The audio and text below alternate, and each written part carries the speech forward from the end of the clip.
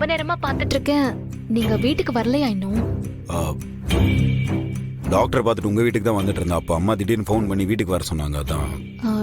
டாக்டரை பாத்தீங்களா? என்ன சொன்னாங்க? பேசிட்டேன் அவரை பார்த்து. ஆதிய பத்தி ஏதாவது சொன்னாங்களா? சொன்னாரு, பயப்படுற மாதிரி எதுவும் இல்லைன்னு சொன்னாரு. அவங்க அம்மா இறந்ததுல ரொம்ப டிப்ரெஷன்ல இருந்திருக்கா, அதனால தான் அவங்க டாக்டர் பார்த்துருக்கான்னு சொன்னாரு. அவ்வளவுதானே? அப்புறம் ஏன் போனை இன்னும் ஆன் பண்ணாமலே வச்சிருக்காரு? அதான் எனக்கே தெரியலையே.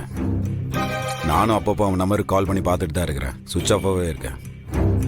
இது ஏதோ தப்பா இருக்கு அழகர். இவரு என்ன மன்னிக்கலான்னு எனக்கு தோணுது. எதுக்கு இப்போ இப்படிலாம் யோசிச்சுட்டு இருக்கிறீங்க? இல்லங்க, இவரு பிசினஸ் விஷயமா போறேன்னு சொன்னாரு.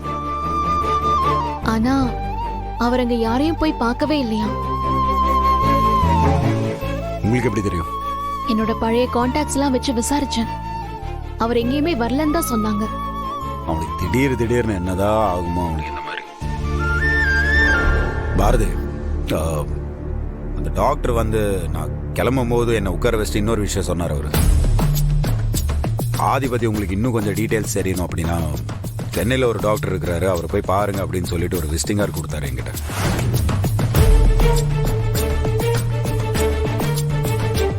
கிளம்புறவனை கூப்பிட்டு உட்கார வச்சு எதுக்கு திடீர்னு அப்படி சொன்னாருன்னு எனக்கு தெரியல. ஆனா சொன்னாரு. அந்த ஹாஸ்பிட்டலோட அட்ரஸ் அனுப்புங்களேன்.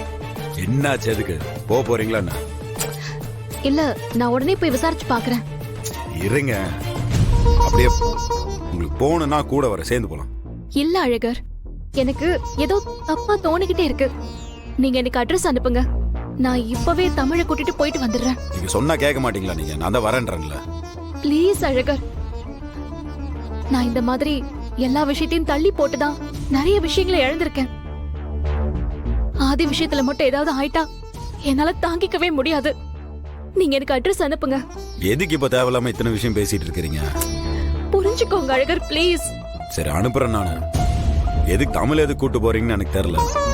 சரி, பார்த்து சூதானமா போயிட்டு வாங்க. சரியா? இந்த ஊர் தான் எனக்கு புதுசு, சென்னை எனக்கு புதுசு இல்ல. சரி விடுங்க, எது பேசினாலும் பதில் பேசிட்டு தான் இருக்க போறீங்க. அட்ரஸ் அனுப்பிச்சு. தேங்க்ஸ் அழகர். சரி, அவனை அங்க பாத்தீங்கன்னா அவனை மறக்காம நீங்க என் சார்பா அவனுக்கு காதுல ஒரு 4 அப்பப்புங்க. அப்பிட்டு என்ன மறந்துட்டியா, என்னெல்லாம் ஞாபகம் இருக்குதா இல்லையான்னு நான் கேட்டேன்னு சொல்லுங்க. சரியா? எல்லாத்தையும் சரி பண்ண நான் நேர்லயே போய் விசாரிச்சுட்டு வரேன். சரி.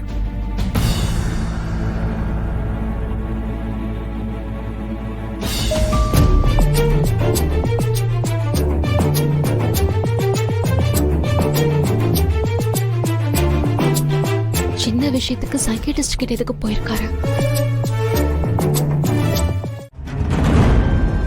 ஏன் இப்படிலாம் எழுதிருக்க? அப்படி இந்த 4 வருஷத்துல எனக்கு என்னதான் நடந்துச்சு? அது எதுவுமே உன் ஞாபகத்துல இருக்க கூடாதுன்னு தான் நீ இதெல்லாம் பண்ண. அப்புறம் ஏன் நீ இத பத்தி பேசுற? இல்ல, எனக்கு ஒண்ணுமே புரியல. நேற்று தான் நான் அம்மாவை பார்த்தேன். ஒரு புது டெண்டர் விஷயமா அவங்க என்ன பெங்களூர் போக சொன்னாங்க. நானும் தூங்கிட்டு காலையில் எழுந்து போறேன்னு சொன்னேன். இப்ப முடிச்சு பார்த்தா நான் இங்க ஏதோ, அதான் ஒண்ணுமே புரியல. அது நடந்து 4 வருஷம் ஆயிடுச்சு. அதுக்கப்புறம் இந்த 4 வருஷத்துல என்னென்னமோ நடந்துருச்சு ஆதி. ஆனா அது எல்லாமே உன் கசப்பான நினைவுகள் தான்.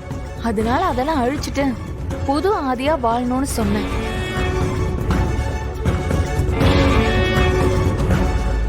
மேடம், எல்லாம் சொல்லிட்டீங்களா?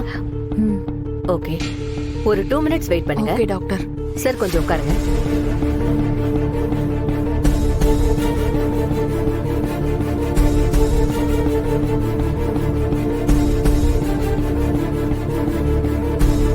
இங்க பாருங்க சார், உங்களுக்கு கொஞ்ச நேரம் எல்லாமே கன்ஃபியூஷனா தான் இருக்கும். உங்களுக்கு ஏதாவது கேள்வி கேட்கணும்னு தோணுச்சுன்னா அது உங்களுக்கு இன்னும் கன்ஃபியூஷன் ஆகும். அதனால கொஞ்ச நேரம் அமைதியாவே இருங்க. உங்களுக்கு கேட்கணும்னு நினைக்கிற கேள்வி எல்லாம் உங்களுக்குள்ளேயே கேட்டுக்கோங்க. ஆனா ஒண்ணு மட்டும் மைண்ட்ல வச்சுக்கோங்க. கடந்த 4 வருஷத்துல நடந்த எதுவுமே உங்க ஞாபகத்துக்கே வரக்கூடாதுன்னு தான் இந்த ஆபரேஷனையே நீங்க பண்ணிக்கிட்டீங்க. முடிஞ்ச அளவுக்கு அதை எதையும் நீங்க யோசிக்காம இருங்க. சிஸ்டர், அதெல்லாம் ஓகே டாக்டர். இந்தாங்க சார்.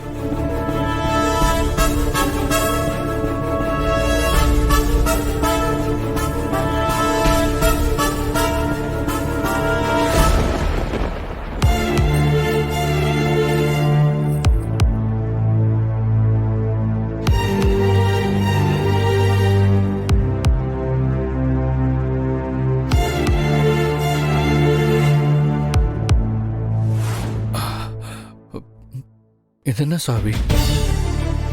இது என்ன சாவின்னு எனக்கு தெரியாது. ஆனா உங்க 4 வருஷம் சம்பந்தப்பட்ட ஏதோ ஒண்ணுக்கும் இந்த சாவிக்கும் சம்பந்தம் இருக்கு. ஓகே ஆதி, நீங்க ட்ரெஸ் சேஞ்ச் பண்ணிக்கோங்க. கொஞ்ச நேரம் ரிலாக்ஸ் பண்ணுங்க. ஈவினிங் வரைக்கும் அப்சர்வேஷன்ல இருங்க. சின்ன சின்ன டெஸ்ட் மட்டும் இருக்கு, அதை முடிச்சிட்டு நீங்க கிளம்பலாம். ட்ரெஸ் சேஞ்ச் பண்ணிட்டு அப்புறம் என்ன கூப்பிடு.